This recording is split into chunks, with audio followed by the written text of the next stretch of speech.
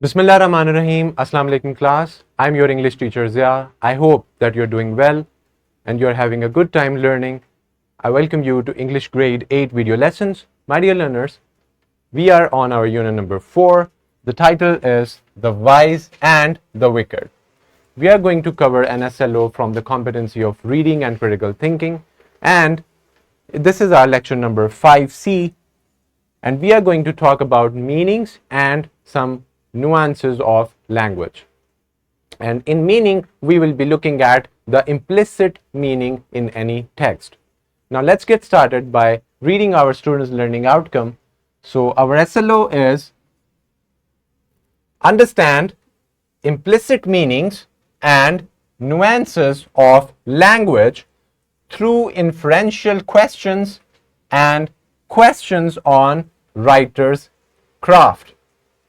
Now, we are going to look for and understand how we can find the implicit or implied meanings in any text, and also some nuances, subtle changes, and differences of language through asking inferential questions after reading the text or during it.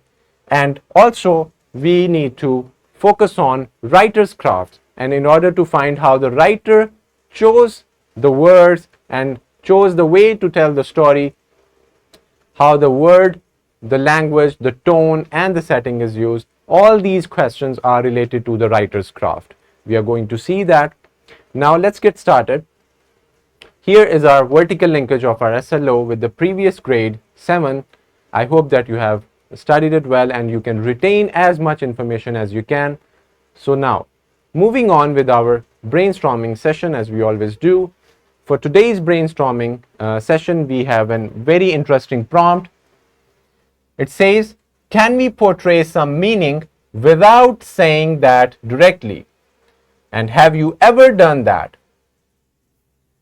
So, it's very simple. The question is that have you ever said something else and meant something else, or in your conversation or your sentences the meaning is implied. You used some other way of conveying the meaning without directly conveying it. Now, I hope that you have done it. Think over it.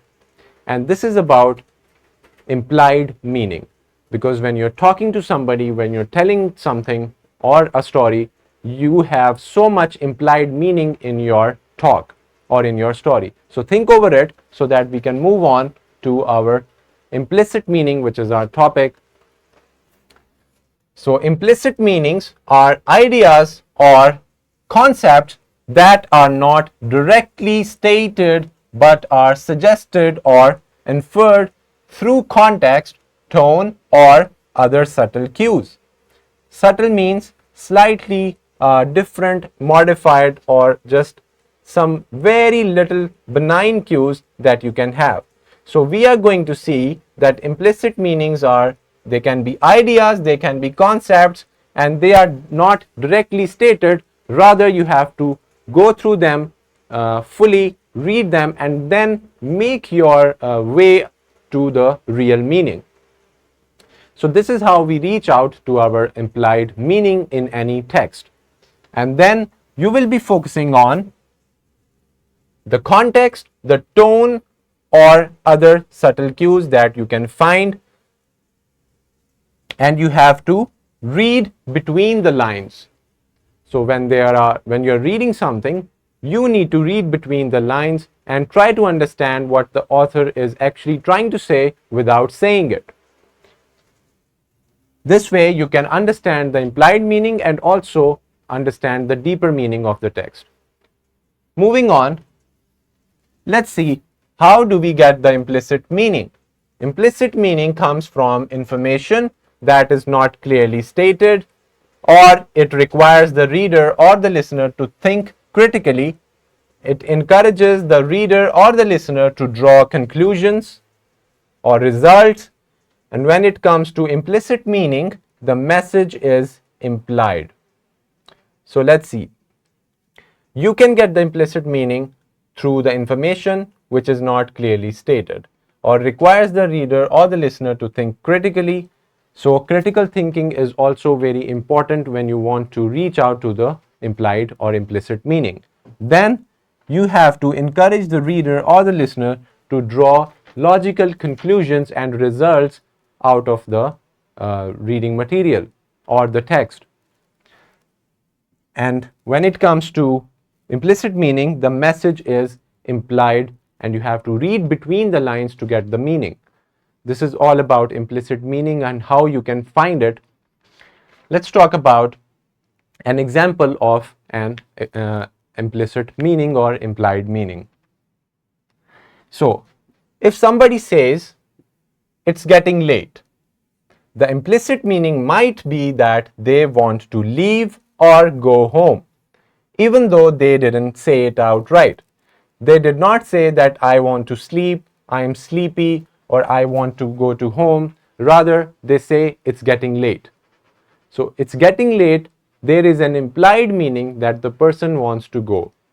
And it is not clearly stated, but you have to read between the lines as a reader and as a listener. So this is a very good example of implicit meaning. Next, let's talk about nuances of language. Now, nuances, the word nuance means subtle differences and distinctions between different words, and each word carries their own meaning.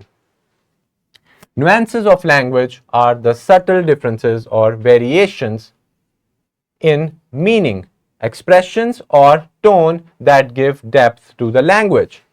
These can include slight differences in word choice, connotations, context, and cultural references.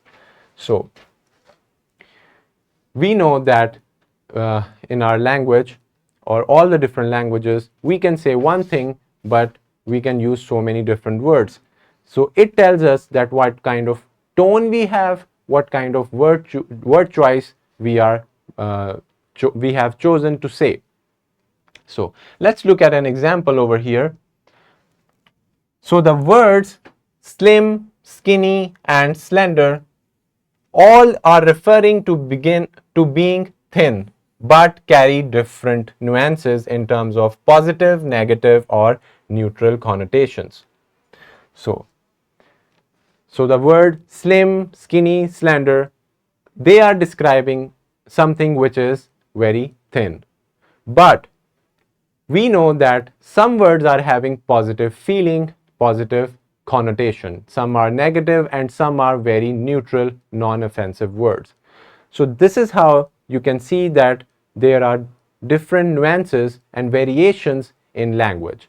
They can be detected by the word choice, by the tone, the style of speaking or writing, and so on.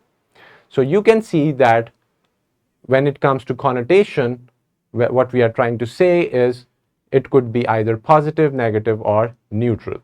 So you need to find out that what kind of nuances of language are being used over here. Now, we talked about understanding meaning through inferential questions.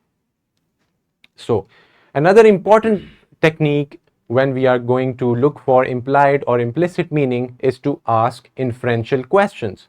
Questions that make you infer about the meaning of the text or any speech. Let's see.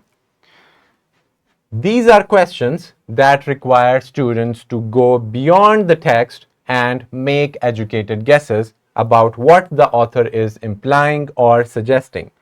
They often involve making connections between different pieces of information in the text. So you need to see that through the inferential questions, you can make connections between different things and reach to a logical conclusion and get your answer. And ultimately, you can guess your implied or implicit meaning. So you need to ask inferential questions. Moving on, now here we have an example. You can pause the video, read this passage, and then you can ask all these inferential questions to yourself, like where might the package have come from, or what might be inside the box? Why do you think Emily is hesitant to open the box?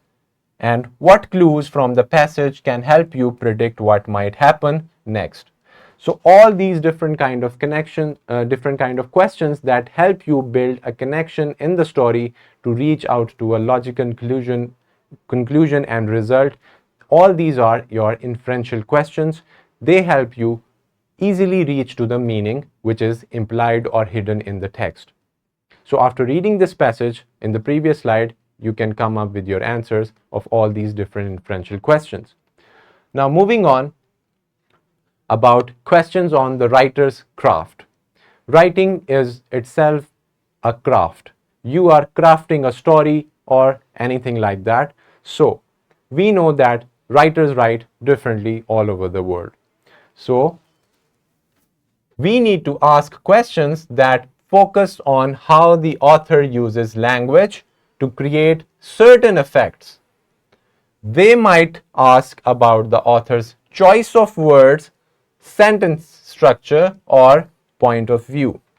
So author's choice of word, the sentence structure, and the point of view that is used to tell a story, it tells you a lot about the writer's craft, how the writer is writing something like that, and what kind of style does he have.